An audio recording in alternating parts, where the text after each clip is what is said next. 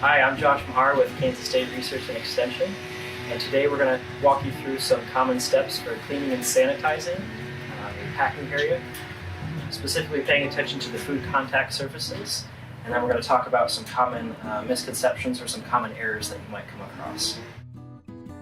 So supplies-wise, we're talking a bucket, Dawn, potable hose to be able to clean, and scrub brushes. The hygienic design is the preferred way to go.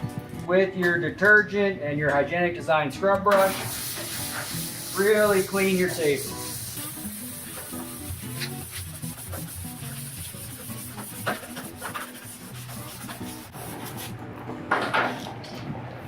At that point, you follow it up with the potable water rinse.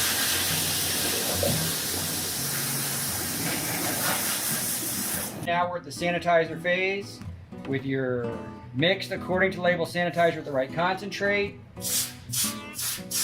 You'll apply it to the table, and then the label will tell you whether it is air dry or how long it needs to sit, followed by a potable rinse, and you always want to follow the label.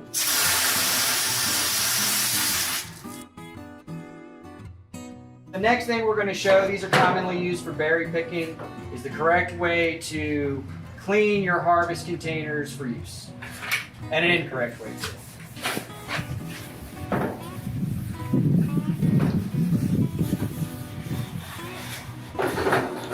Making sure to pay particular attention to any soil or organic matter buildup, especially with these being used for berries. You can see fruit juices and syrups kind of pooling at the bottom.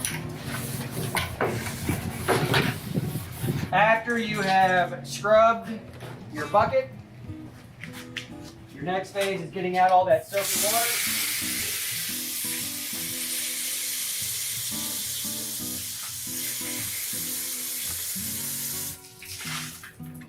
And then you can air dry them back on the table you just cleaned, or have another table set up that's off the ground.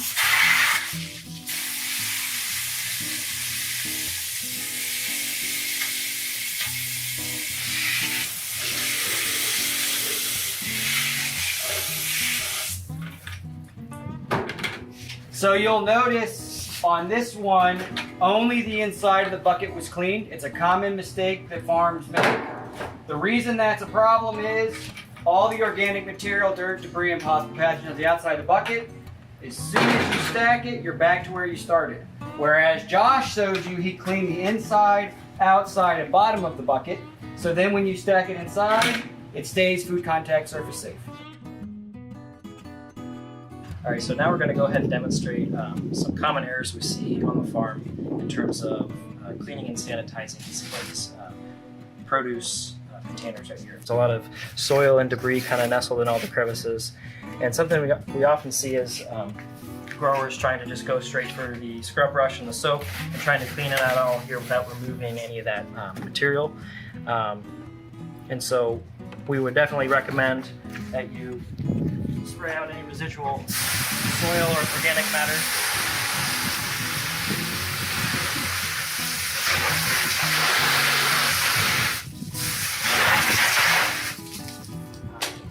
And then go straight to the cleaning step here with obviously a sudsy brush.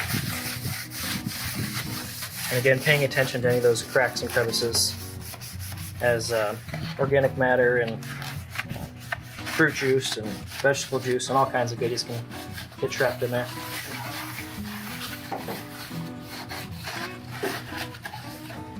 And then making sure to wash the bottom and sides as well.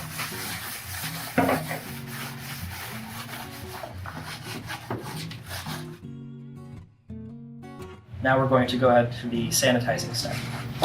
So you have a lot of flexibility on the types of sanitizers that you use. Just make sure that you follow the label very diligently based on the contact time and whether or not you need to spray the sanitizer off afterwards.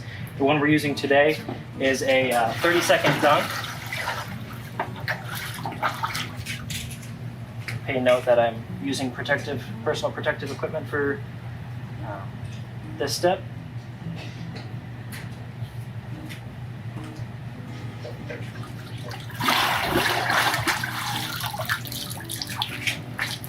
And then this specific sanitizer recommends allowing it to air dry. So we'll place it on our food contact surface here and good to go. So Josh showed you the correct way to do it with removing your organic material, rinse, and then you have your detergent scrub. You scrub it out, rinse it back out, and sanitize. A common mistake farms make is when they see this organic material, they will simply remove it this way,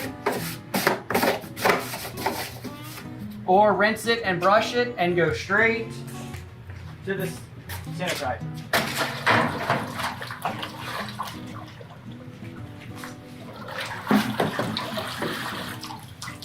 That is not the correct way to do it. You're basically worse than where you started, and you've taken your clean sanitation water for your future buckets and put organic material, and it can't work as effective in there. So this is a pretty typical post-harvest area setup where after you're done with your field buckets and totes and containers for the day. What you don't want to do at that point is take your clean buckets and container and set them face down on the ground.